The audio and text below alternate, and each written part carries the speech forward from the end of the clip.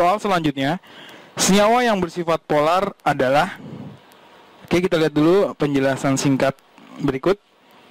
Kita tahu bahwa senyawa kovalen itu dibagi menjadi dua, yaitu nanti kovalen polar dan kovalen non-polar, di mana pada kovalen polar itu terjadi pengutupan muatan akibat distribusi elektron pembentuk ikatan, gitu ya. Jadi distribusinya tidak merata. Kemudian kalau non-polar itu tidak terjadi pengutupan. Oke, kita tahu bahwa molekul diatomik, jadi suatu molekul yang dibentuk dari dua atom, kalau dia berupa molekul unsur, maka dipastikan molekul tersebut bersifat non-polar. Contohnya adalah Cl2, H2, O2, dan F2. Kita lihat, dalam senyawa H2 itu bersifat polar. Kenapa?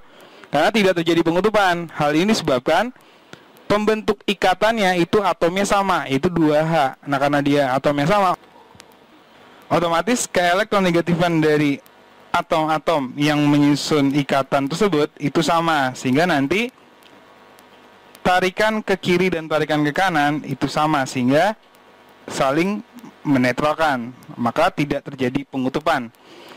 Kemudian kalau molekulnya berupa molekul senyawa, ingat molekul senyawa itu disusun dari atom-atom yang berbeda, contohnya adalah HCl, HBr, dan HI. Lihat, dalam HCl atom penyusunnya berbeda ya, atom H dan atom Cl. Kalau dilihat dari data keelektronegatifan, Cl itu lebih elektronegatif dibandingkan H. Maka artinya karena Cl lebih elektronegatif, maka nanti Cl lebih kuat dalam menarik elektron. Sehingga distribusi atau kerapatan elektron itu lebih besar ke arah Cl. Nah, karena lebih besar ke arah Cl, maka otomatis Cl itu relatif bermuatan negatif, sedangkan H distribusi elektronnya kecil, maka relatif dia bermuatan positif. Itu seandainya molekulnya adalah molekul diatomik. Nah, bagaimana dengan molekul poliatomik? Jadi molekulnya itu lebih dari 2 atom. Oke, kalau molekul poliatomik ya, itu dilihat dari simetris tidaknya suatu molekul tersebut. Kalau nanti bentuknya simetris, maka dipastikan molekul tersebut adalah molekul non-polar. Nah, umumnya bentuk simetris itu ditandai dengan tidak adanya pasangan elektron bebas atau PEB. Contohnya adalah CH4. Lihat CH4, bentuknya seperti ini. Bentuk dari CH4 itu simetris. Kemudian BCl3. BCl3 juga bentuknya simetris. Lihat dari CH4 dan BCl3 itu tidak ada pasangan elektron bebas. Jadi biasanya bentuk simetris itu ditandai dengan tidak adanya pasangan elektron bebas. Kemudian kalau bentuknya tidak simetris, itu dipastikan bahwa molekul tersebut adalah molekul yang polar.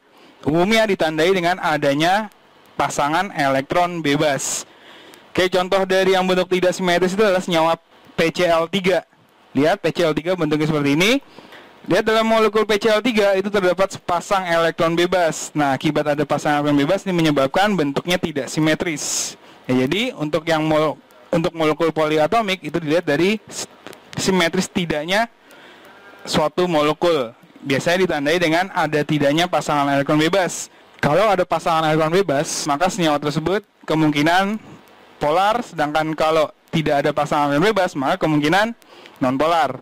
Nah, pasangan elektron bebas itu bisa kita hitung dengan persamaan sebagai berikut, yaitu ntar elektron valensi dikurangi domain elektron ikatan nanti dibagi 2. Ya, jadi hasil selisihnya itu dibagi 2. Oke, kita lihat cara menghitungnya. Oke, kita lihat yang pertama, molekul CO2. Nah, CO2 itu disusun dari 1 atom C dan 2 atom O. Atom C itu terdiri dari 4 elektron valensi.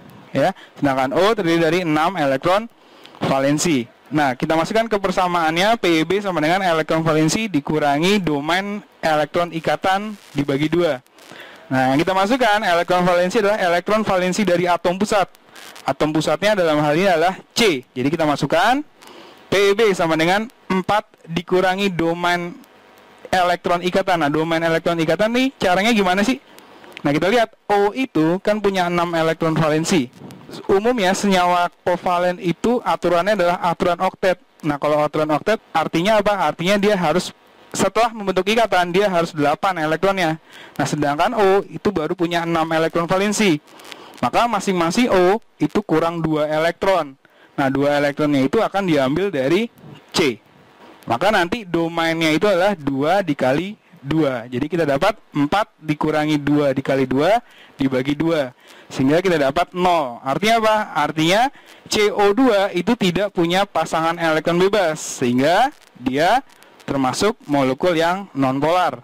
Kemudian yang kedua, senyawa NH3 atau molekul NH3. Lihat, disusun dari N sebagai atom pusat dengan 5 elektron valensi.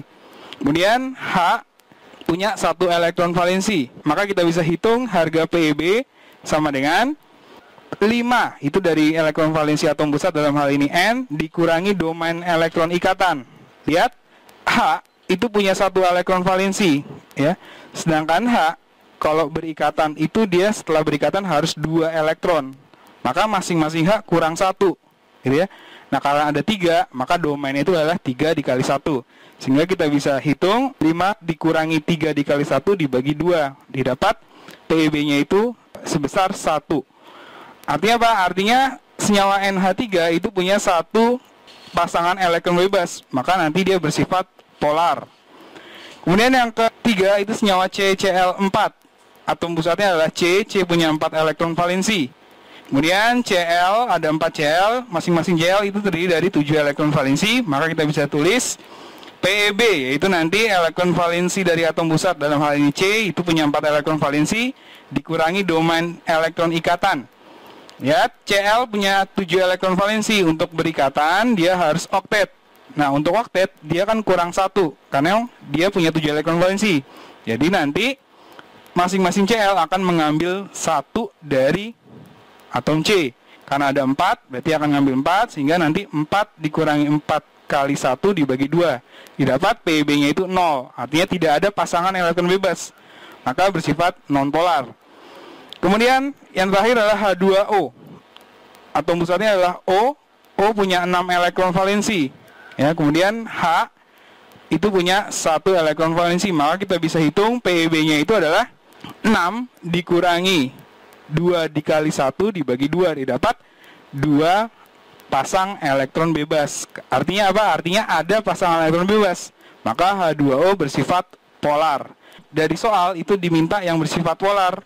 Maka jawabannya adalah NH3 dan H2O. Sehingga poinnya itu 2 dan 4. Maka jawabannya adalah yang C.